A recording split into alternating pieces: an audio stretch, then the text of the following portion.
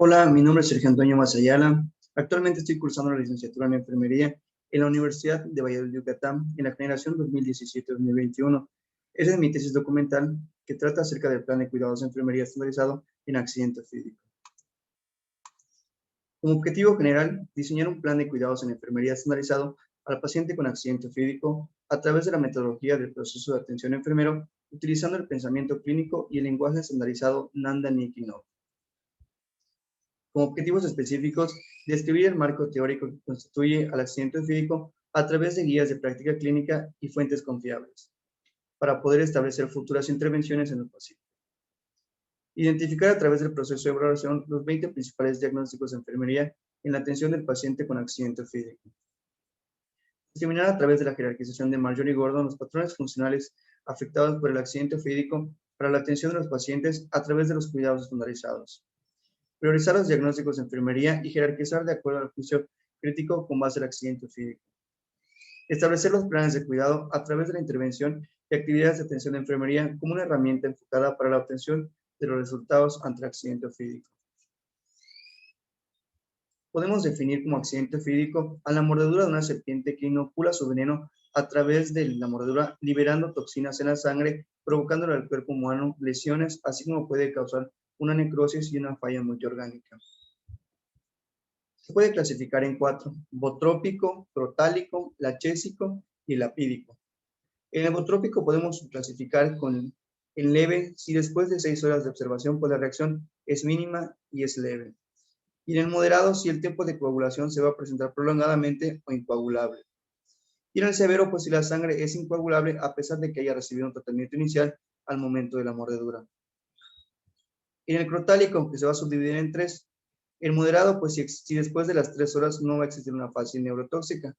En el moderado, pues sí van a existir una fase neurotóxica y una mioglobinuria moderado, pero sin daño renal ni parálisis respiratoria. Y en el severo, sí se va a presentar una fase neurotóxica que va a aparecer en las primeras 6 horas. En el achésico, si después de las 6 horas la reacción local cutánea es leve y no va a presentar alteraciones en los exámenes de laboratorio. Y en el moderado, pues cuando hay una equimosis, un edema, el edema se va a presentar en el área de la mordedura donde haya realizado la serpiente. Y el dolor va a ser progresivo. Prácticamente va a ir aumentando el dolor mientras vaya pasando el tiempo.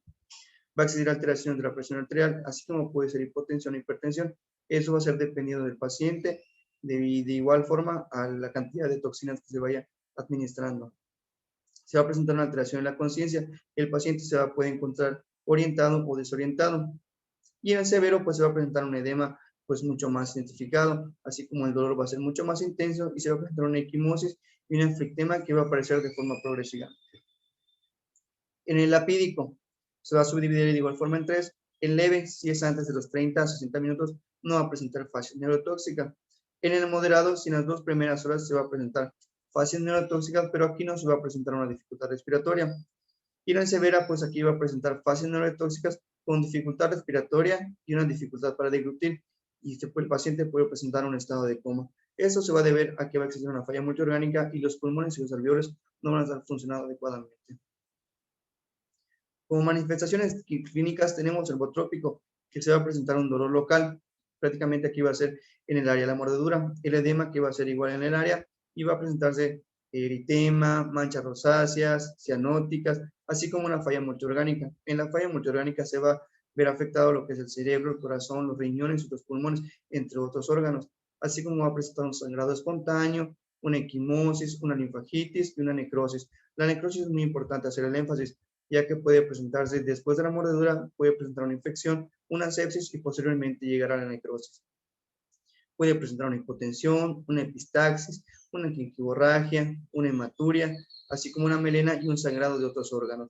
Eso se va a deber, como les había comentado, por la falla multiorgánica. En el crotálico se va a presentar un dolor local leve, una parestesia, una mialgia generalizada, así como una dificultad para respirar. Se va a presentar una taquicardia, una diplopia, una obnubilación, una mioglobinuria y una oliguria. El achésico, esto se caracteriza por la confusión mental, así como una palidez intensa, una sudoración, la frialdad cutánea y una obnubilación, así como el paciente puede presentar hipotensión y el paciente puede caer en shock. En el lapídico, aquí es muy característico ya que el paciente va a sentir un adormecimiento en la región, prácticamente donde la serpiente haya mordido, el paciente va a tener ese adormecimiento y ese cosquilleo. Va a presentar fases neurotóxicas, cialorrea, disfagia, disatria, anuria, insuficiencia renal aguda o oliguria. Eso es lo que se había comentado, de que el paciente va a tener una falla multiorgánica y el riñón se va a ver afectado y el paciente ya no va a poder miccionar a como miccionaba anteriormente. Como tratamiento, aquí es muy importante, si encontramos al paciente en la escena, es necesario iniciar con los primeros auxilios, iniciar con el ABCDE, donde vamos a realizar la reanimación inicial. Así como vamos a estar valorando lo que es la oximetría y el monitoreo cardíaco, tenemos que ver que el paciente tenga una saturación adecuada, que no baje del 95 y que haya con una hipoxia leve. Tenemos que verificar lo que es la profilaxis con penicilina cristalina, así como tenemos que iniciar un tratamiento con analgesia, con acetaminofén, dipirona o tramadol. Esto va a servir para que el paciente reduzca los niveles de dolor. Tenemos que realizar una limpieza de la herida. Aquí ya vamos a utilizar lo que es una solución salina o podemos utilizar el microdacin. Ya no debemos utilizar el jabón ya que está contraindicado. Vamos a realizar una intubación orotraqueal si hay insuficiencia respiratoria. Eso va a ser dependiendo de la prescripción del médico. Y lo más importante es que vamos a iniciar una terapia con el suero antiofídico. En la terapia antidotal se va a administrar lo que es un hipovalente INS, monovalente INS, polivalente Proviol, un polivalente antimivitril y un bioclon. Aquí es importante hacer énfasis de que se van a administrar una cierta cantidad de ampolletas, pues según sea el grado de envenenamiento que tenga el paciente. Si es un envenenamiento leve, se le va a aplicar de 2 a 4 ampolletas. Si es un envenenamiento moderado, se le va a administrar de 4 a 8 ampolletas, ya que va a demandar pues más. Y el envenenamiento grave se le debe administrar de 6 a 12 ampolletas según sea lo prescrito por el médico. Aquí vamos a clasificar lo que es en los grados y vamos a mencionar lo que es el fibrinógeno, el suero antifatídico, así como su estancia hospitalaria y la unidad de atención. Con los grado 0 se le va a aplicar mayor de 200 miligramos por decilitro, no se le va a aplicar un suero antifatídico y va a ser estancia hospitalaria un día en el área de urgencias. Con los de grado 1 que es leve, se le debe aplicar de 200 miligramos por decilitro, de 2 a 4 de suero antifatídico, en una estancia hospitalaria de 2 días en la sala de urgencias o en la sala general. Y en el grado número 2, que es el moderado, se debe administrar de 100 a 200 miligramos por decilitro, de 5 a 8 de suero antifatídico, con una estancia hospitalaria de 3 días en unidad de cuidados intensivos. Y en el grado 3, que es el severo, se debe administrar menor de 100 de fibrinógeno con un suero antifatídico de 10 y una estancia hospitalaria de 6 o más días en unidad de cuidados intensivos. En el cuadro de razonamiento tenemos que mencionar los significativos como es la infección, daño de la piel, el dolor, la temperatura inestable, así como problemas con la presión arterial, problemas renales, problemas con la coagulación de la sangre. Vamos a mencionar lo que es el patrón funcional, así como la etiqueta diagnóstica y los factores de riesgo. Empezamos con el primer diagnóstico que es riesgo de infección, con el dominio número 11, que es seguridad y protección, que le pertenece a la clase 1, que es infección, así como sus factores relacionados, que es la alteración de la integridad cutánea. El siguiente diagnóstico, que es negación ineficaz, que le pertenece al dominio número 9, afrontamiento al tolerancia al estrés, de la clase número 2, que es respuesta al afrontamiento. Y el siguiente diagnóstico, que es confusión aguda, que le pertenece al dominio número 5, que es percepción, conexión, a la clase número 4, que es cognición, con su factor relacionado, que es el dolor, y sus características, que son alteraciones en el funcionamiento cognitivo. El siguiente diagnóstico, que es riesgo de desequilibrio electrolítico, que le pertenece al dominio número 2, nutrición, a la clase número 5, hidratación, con factores como vómito. Y el siguiente diagnóstico, que es termorregulación ineficaz, que le pertenece al dominio número 11, seguridad y protección, a la clase número 6, termorregulación, que su factor sería aumento de la demanda de oxígeno y su característica sería disminución de la temperatura corporal por debajo de los parámetros normales. El siguiente diagnóstico, deterioro de la integridad cutánea, del dominio número 11, seguridad y protección, que le pertenece a la clase 2, lesión física. Y su factor sería hipertermia con sus características, que es cuerpo extraño penetrado en la piel y el sangrado. El siguiente diagnóstico, que es riesgo de lesión, que le pertenece al dominio número 11, seguridad y protección, de la clase número 2, lesión física, con su factor exposición a patógenos. Y el siguiente diagnóstico, que es riesgo de sangrado, que le pertenece al dominio número 11, seguridad y protección, a la clase número 2, lesión física, con sus factores conocimientos suficientes de las precauciones para evitar el sangrado. El siguiente diagnóstico, que es riesgo de reacción alérgica, que le pertenece al dominio número 11, seguridad y protección, a la clase 5, procesos defensivos, con sus factores de exposición a alérgenos. El siguiente diagnóstico, que es dolor agudo, que le pertenece al dominio número 12, confort, a la clase número 1, confort físico, con sus factores lesión por agentes biológicos y sus características, cambio de parámetros fisiológicos, conducta expresiva. El siguiente diagnóstico, que es náuseas, que le pertenece al dominio número 12, confort, y a la clase número 1, confort físico, con sus factores de exposición a toxinas y sus características, sensación, atragantamiento. El siguiente diagnóstico, que es riesgo de intolerancia a la actividad, que le pertenece al dominio número 2, nutrición, y a la clase número 5, hidratación, con sus factores de desequilibrio entre el aporte y la demanda de oxígeno. El siguiente diagnóstico, que es deterioro de la eliminación urinaria, que le pertenece al dominio número 3, eliminación e intercambio, a la clase número 1, función urinaria, con su factor multicausalidad y sus características, disuria e incontinencia urinaria. El siguiente diagnóstico, que es patrón respiratorio ineficaz, que le pertenece al dominio número 4, actividad y reposo, y en la clase número 4, respuestas cardiovasculares pulmonares, con su factor dolor y sus características, disnea y patrón respiratorio anormal. El siguiente diagnóstico, que es deterioro de la movilidad física, que le pertenece al dominio número 4, actividad y reposo, y a la clase número 2, actividad y ejercicio, con su factor alteración en la marcha, disnea de esfuerzo. El siguiente diagnóstico, que es riesgo de la presión arterial inestable, que le pertenece al dominio número 4, actividad y reposo, y a la clase número 4, que son respuestas cardiovasculares pulmonares, que su factor es ortostasis.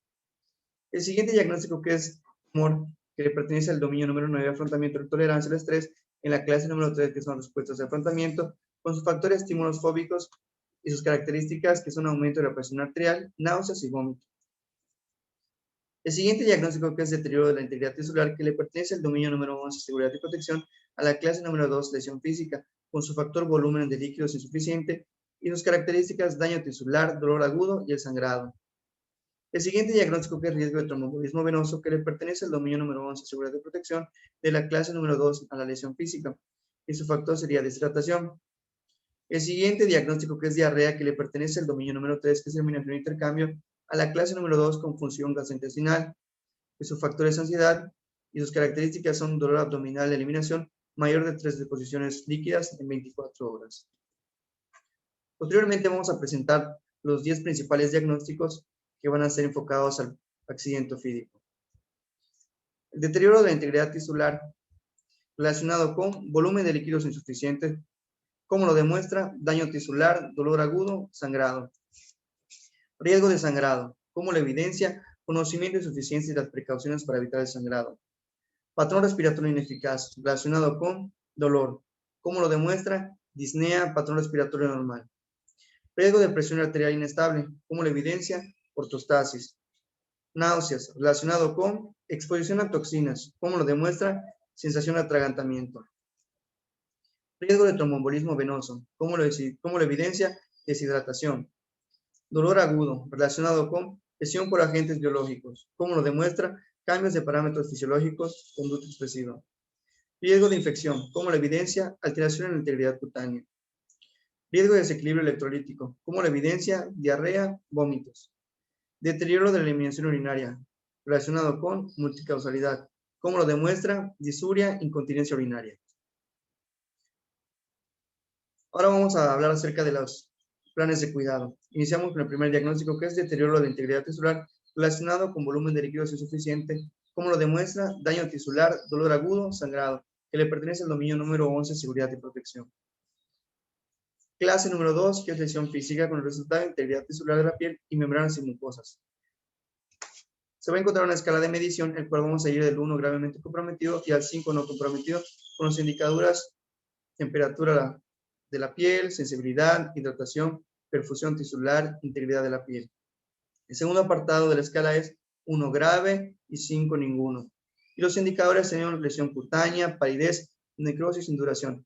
Aquí es muy importante recalcar que no se puede llegar del 1 al 5. Si el paciente encuentra una sensibilidad de 1 que es gravemente comprometido, lo ideal sería llegar al 3 como moderadamente comprometido o al 4 que sería levemente comprometido. Y así posteriormente con las siguientes tablas. Nuestra primera intervención es cuidado de las heridas. Con nuestras actividades, monitorizar las características de la herida, incluyendo el drenaje, color y olor. Medir el hecho de la herida, pues según corresponda, así como limpiar con solución salina fisiológica o un limpiador no tóxico según corresponda. Eso puede aplicarse con el microdacin. Comparar y registrar regularmente cualquier cambio producido en la herida. enseñar al paciente y a los familiares los signos de síntomas de infección. Esto va a hacer que cuando el paciente tenga pues síntomas o algún rasgo de infección, se le puede reportar al personal médico para que se pueda llevar un tratamiento adecuado. Documentar la localización y el tamaño y la espectralidad. Eso se tiene que ir monitorizando, se tiene que ir evaluando para que se lleve un tratamiento adecuado. Y nuestra fundamentación aquí sería que todo personal de salud tiene que vigilar y analizar todas las características de la piel y de las heridas, ya sea incluyendo el drenaje, color, tamaño y olor. Esto va a ser para que tenga una asepsia adecuada y pueda tener un tratamiento adecuado y una mejora pues, adecuada. Intervención, vigilancia de la piel, con sus actividades propias como observar si hay enrojecimiento, calor extremo, edema o drenaje de la piel y mucosas. Observar el calor, el color, la tumefacción, pulsos, textura y si hay edema, al igual que ulceraciones y extremidades. Vigilar el color y la temperatura de la piel. Observar si hay infecciones especialmente en las zonas edematosas, así como observar si hay excesiva sequedad o humedad en la piel. Tenemos que documentar los cambios en la piel y las mucosas. Y aquí nuestra fundamentación es que hay que identificar los signos y síntomas en base a la picadura de la serpiente para ver qué tipo de serpiente haya sido y tiene que llevar un tratamiento adecuado. El personal de salud va a estar enfocado en la vigilancia para que vaya mejorando pues, la herida. La intervención que es estimulación cutánea con sus actividades propias, como comentar los diversos métodos de estimulación de la piel, sus efectos sobre la sensibilidad y expectativas del paciente durante la actividad. Considerar los puntos de acupresión como sitios de estimulación, pues según corresponda, así como vamos a fomentar el uso de un método de estimulación intermitente, pues según vaya sido correspondido. Seleccionar un método o un sitio alternativo si no se consigue una modificación de la sensibilidad. Hay que aplicar la estimulación directamente o alrededor del sitio afectado, pues según corresponda. Nuestra fundamentación es que después del tratamiento específico de la piel se tiene que realizar una estimulación cutánea. Esta puede ser a presión directa o puede ser alrededor, siempre y cuando llevando una estimulación cutánea adecuada para que la piel pueda mejorar. Nuestro siguiente diagnóstico es riesgo de sangrado, como la evidencia, conocimiento y suficiencia de las precauciones para evitar el sangrado, con el dominio número 11 que es seguridad y protección, la clase 2 que es lesión física y el resultado que es la severidad de la pérdida de sangre.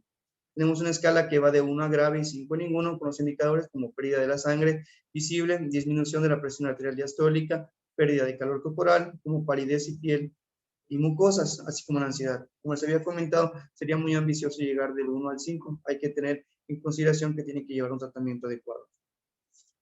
Nuestra primera intervención es disminución de la hemorragia con actividades propias como identificar las causas de la hemorragia, monitorizar la forma exhaustiva al paciente en busca de una hemorragia. Aquí hay que identificar que la causa de la hemorragia pues, fue la mordedura de la serpiente en base a la mordedura con los colmillos, o puede causar una hemorragia interna en base a que existe una falla multiorgánica, así como hay que monitorizar la presión arterial y los parámetros hemodinámicos, pues están disponibles como la presión venosa central, la presión capilar pulmonar. Monitorizar la función neurológica, hay que verificar si el paciente se encuentra consciente orientado, así como hay que mantener un acceso IV permeable. Esto va a ser para que se vaya administrando pues, hemoderivados, soluciones, así como un suero anticidídico. Evaluar la respuesta psicológica del paciente a la hemorragia y su percepción de la situación. A ver cómo se encuentra el paciente después de que haya recibido la mordedura de la serpiente y a ver si tiene algún síntoma o algún signo que no se haya detectado. Y aquí nuestra fundamentación es que se tiene que realizar presión directa en la parte de la hemorragia, se debe hacer con un apósito de 10 por 10, es lo más recomendado. Y por última herramienta se puede utilizar lo que es el torniquete. Nuestra intervención, que es manejo de la hipovolemia, con sus actividades propias que son monitorizar los signos de deshidratación, escasa turgencia cutánea, retraso del relleno capilar, pulso débil, filiforme. Se puede presentar una sed intensa, se queda la mucosa, así como la oliguria. Se puede monitorizar la existencia de hipotensión ortostática y la aparición del mareo al ponerse de pie. Así como se tiene que mantener un acceso IV permeable para que se pueda administrar líquidos electrolíticos, sueros y suero antiofílico. Se tiene que vigilar la pérdida de líquidos, por ejemplo, la hemorragia, vómitos, diarrea, diaforesis, taquipnea. Se tiene que ir monitorizando lo que son entradas y salidas. Hay que administrar lo que son los hemoderivados prescritos para aumentar la presión oncótica, así como la plasmática, y reponer la valemia, pues eso según sea correspondido. Tenemos que colocar al paciente de un modo que favorezca la perfusión periférica. Aquí todo tratamiento con choque hipovolémico se le tiene que reanimar con sueros, se tiene que reanimar con sueros electrolíticos para que pueda recuperar lo que es el volumen vascular. Aquí puede ser una forma venosa, el cual se puede administrar coloides o cristaloides. La siguiente intervención, que es la vigilancia, con sus actividades propias, como determinar los riesgos de la salud del paciente, pues según corresponda. Preguntar al paciente por signos y síntomas o problemas recientes, así como comprobar el estado neurológico, prácticamente verificar si el paciente se encuentra orientado, consciente o no se encuentra consciente. Monitorizar los signos vitales según corresponda. Hay que estar monitorizando lo que son la frecuencia cardíaca, la saturación de oxígeno, la temperatura, la frecuencia respiratoria, todo hay que estar monitorizando en un determinado tiempo. Hay que observar si hay signos y síntomas de desequilibrio electrolítico. Como se había comentado, hay que estar verificando lo que son entradas y salidas. Hay que observar si hay tendencias hemorrágicas en los pacientes de alto riesgo. Y aquí, nuestra fundamentación. Para la prevención y control de las enfermedades, se necesita la recolección de datos, pues, y la cooperación del personal de salud para que pueda llevar una vigilancia efectiva en pacientes con accidente ofídico que han sido mordidos. Nuestro siguiente diagnóstico, que es patrón respiratorio ineficaz relacionado con dolor, como lo demuestra con disnea, patrón respiratorio normal. Con el dominio número 4, que es actividad y reposo, y en la clase 4, que son respuestas cardiovasculares y pulmonares. Por el resultado de estado respiratorio. Tenemos una escala, igual con sus indicadores, que 1 que es desviación del rango normal, el 5 que es sin desviación del rango normal. Y sus indicadores, que son frecuencia respiratoria, ritmo respiratorio, profundidad de la inspiración, así como saturación del oxígeno. El siguiente apartado, que es 1 grave y 5 como ninguno, con sus indicadores, que son uso de los músculos accesorios, respiración con los labios fruncidos, aleteo nasal, inquietud y fiebre. En nuestra intervención tenemos como ayuda a la ventilación, sus actividades propias, como mantener una vía aérea permeable, colocar al paciente de forma que se alivie la disnea, observar si hay una fatiga muscular y respiratoria, así como iniciar y mantener oxígeno suplementario, pues según sea la prescripción. Hay que administrar la medicación adecuada, pues para que controle el dolor, para evitar la hipoventilación, así como hay que controlar periódicamente el estado respiratorio y la oxigenación. Nuestra fundamentación es que el paciente con accidente ofídico pues, realmente tiene una desaturación de oxígeno. Aquí entra el papel del personal de salud, donde tiene que ir monitorizando, donde tiene que ir verificando cómo se encuentra pues, la vía aérea. Tiene que mantener la permeabilidad de las vías aéreas, aumentar los campos pulmonares, así como puede realizar una oxigenación y un control respiratorio adecuado. Nuestra siguiente intervención, que es manejo de la vía aérea con sus actividades propias, como abrir la vía aérea mediante la técnica de elevación de la barbilla o pulsión mandibular según corresponda. Colocar al paciente para maximizar el potencial de la ventilación. Tenemos que fomentar una respiración lenta y profunda, girándolo y haciendo que el paciente pues, se encuentre tranquilo y pueda respirar adecuadamente. Administrar broncodilatadores según corresponda. Colocar al paciente en una posición que alivie la disnea. Eso pues tenemos que realizar terapias para que el paciente pueda respirar y pueda intercambiar adecuadamente lo que es el oxígeno por el dióxido de carbono, así como vigilar el estado respiratorio y el oxígeno pues según corresponda. Y pues nuestra fundamentación es que tenemos que mantener las funciones vitales en pacientes pues críticos como pacientes con accidente ofídico. Tenemos que mantener que tenga una oxigenación adecuada y tenemos que ver que se ha intercambiado adecuadamente lo que es el oxígeno por el dióxido de carbono. Nuestra intervención, que es la oxigenoterapia, con sus actividades propias, como mantener la permeabilidad de las vías aéreas, preparar un equipo de oxígeno y administrar a través de un sistema de calefactado y humidificado. Tenemos que administrar oxígeno suplementario, pues según sean órdenes. Controlar la eficacia de la oxigenación, así como un pulsímetro, gasometría, según corresponda. Hay que ir monitorizando lo que es la saturación del oxígeno constantemente. Tenemos que vigilar el flujo de los litros de oxígeno para ver cuánto se está administrando de oxígeno y cuánto requiere. Observar si la ansiedad del paciente relacionado con la ansiedad necesita pues una oxigenoterapia. Y aquí pues nuestra fundamentación es de que se tiene que administrar oxígeno para recuperar los niveles de saturación, ver que se encuentre arriba del rango normal como 96, 97, 98, 99, 100 y ver lo que no caiga en una hipoxia leve. Así como hay que estar monitorizando lo que es el FiO2. Nuestro siguiente diagnóstico, que es riesgo de presión arterial inestable, como la evidencia ortostasis, en el dominio número 4, que es actividad y reposo, y en la clase número 4, que son respuestas cardiovasculares y pulmonares. Resultado, autocontrol, enfermedad arterial. Tenemos una escala que viene del 1 al 5, que es 1 nunca demostrado y 5 siempre demostrado, y con otros indicadores, que es controla y signos y síntomas de enfermedad arterial, busca información sobre la enfermedad arterial periférica, controla la presión arterial, controla los signos y síntomas de empeoramiento de la enfermedad arterial periférica.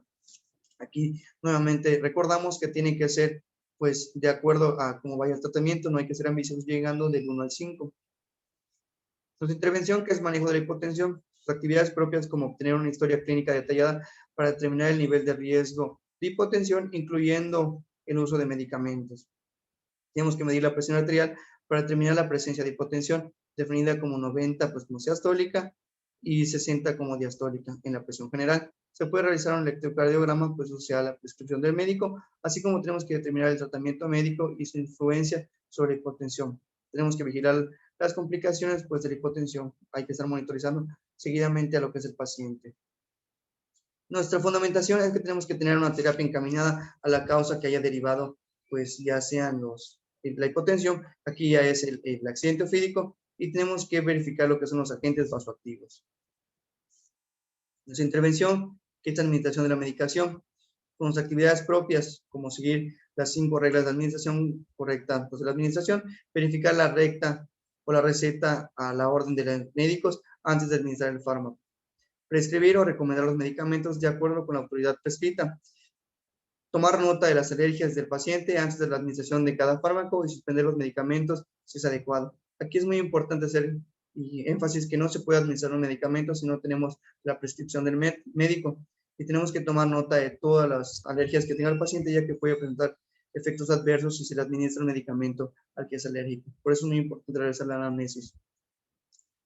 Verificar cambios en la presión de la medición antes de administrarla, como por ejemplo comprimidos entéricos, aplastados, líquidos orales y una jeringa envuelta pues inhabitual. Y pues nuestra fundamentación es que el tratamiento es muy importante. Eso ya puede ser pues paliativos, sintomáticos, preventivos y de curación a enfermedades. Esto va a servir para mejorar lo que es la salud del paciente. Por ejemplo, en pacientes con accidente ofídico, las medicaciones es muy importante. La intervención, cuidados circulatorios, insuficiencia arterial. Actividades propias como realizar una valoración exhaustiva de la circulación periférica, comprobar los pulsos periféricos, edemas, rellenos capilar, color y la temperatura, así como hay que evaluar los edemas y los pulsos periféricos. Colocar la extremidad en posición de declive, pues según sea conveniente, así como proteger la extremidad de lesiones. Banda debajo de los pies y de la parte inferior de las piernas. Estribos, soporte en los pies de la cama, así como colocar unos zapatos a medida que no estén afectando la circulación. Curar las heridas, pues según sea conveniente. Y pues nuestra fundamentación es contribuir y mejorar lo que es la recuperación del paciente, así como contribuir a mejorar la lesión, pues ampliar la educación del paciente a que tenga una mejor circulación, verificando los cuidados adecuados. El siguiente diagnóstico, que es náusea relacionada con exposición a toxinas, como lo demuestra con cesación de atragantamiento, por un dominio 12 que es confort físico y la clase 1 que es confort físico. Y el resultado que es hidratación. Tenemos una escala que viene de 1 a gravemente comprometido y 5 no comprometido. Y sus indicadores que es turgencia cutánea, ingesta de líquidos, perfusión tisular y función cognitiva. La escala que viene 1 que es grave y 5 ninguno, con sus indicadores que es sed, disminución de la presión arterial y diarrea. Sus intervenciones, que es manejo de las náuseas. Aquí tenemos que animar al paciente a controlar su propia experiencia con las náuseas, a realizar la valoración completa de las náuseas, incluyendo la frecuencia, la duración, la intensidad y los factores desencadenantes, utilizando herramientas como un diario de autocuidado, una escala visual analógica, las escalas descriptivas de Duque y el índice de Roots de las náuseas de vómito. Tenemos que identificar los factores como medicación y procedimientos que puedan causar o contribuir las náuseas, ayudar a solicitar y proporcionar apoyo emocional y monitorizar los efectos del tratamiento de las náuseas. Nuestra fundamentación es que hay que verificar las estrategias para conseguir que se puedan emplear pues, mejoras para las náuseas, como eso se pueden administrar un tratamiento farmacológico como el dioperidol, dexametasona, así como un ondansetron, para que se puedan contrarrestar lo que son las náuseas. La intervención, que es manejo del vómito, con sus actividades propias como valorar el color, la consistencia, la presencia de la sangre, la duración de la emesis, así como el grado en el que es forzado. Medir o estimar el volumen de la emesis, así como identificar los factores, medicación y procedimientos que puedan causar o contribuir al vómito. Hay que colocar al paciente de una forma adecuada para prevenir la aspiración, así como mantener la vía aérea oral abierta. Y nuestra fundamentación es que el tratamiento de las náuseas y el vómito, pues está basada fundamentalmente en la parte farmacológica, así como una dieta pues, adecuada para que el paciente pueda disminuir lo que son los vómitos. Nuestra intervención como manejo de líquidos o electrolíticos. Actividades propias como monitorizar los cambios del estado respiratorio, cardíaco, que indiquen una sobrecarga de líquidos o deshidratación. Monitorizar la presencia de signos y síntomas de empeoramiento de la hiperhidratación o de la deshidratación, así como administrar líquidos si está indicado. Asegurarse de que la solución IV que contenga electrolíticos se administra a un ritmo constante. Esto ya que el paciente puede tener daños si se administra pues, muy rápido o se administra muy lento, por eso tiene que llevar un control. Administrar el suplemento de electrolíticos prescrito, pues según corresponda, así como observar si existe una pérdida de líquidos. Por eso hay que ir monitorizando lo que son entradas y salidas, ya sea de diarrea, hemorragias, vómitos, entre otros. Nuestra fundamentación es que las soluciones líquidas intravenosas se pueden reponer y se pueden remediar mediante la administración de soluciones que pueden mejorar lo que son la parte extracelular, así como se pueden administrar líquidos y electrolíticos para que la volemia se vaya recuperando. Estas son mis referencias bibliográficas, pues según me basé que son confiables, al igual que el Nanda Nigino. Por su atención, gracias.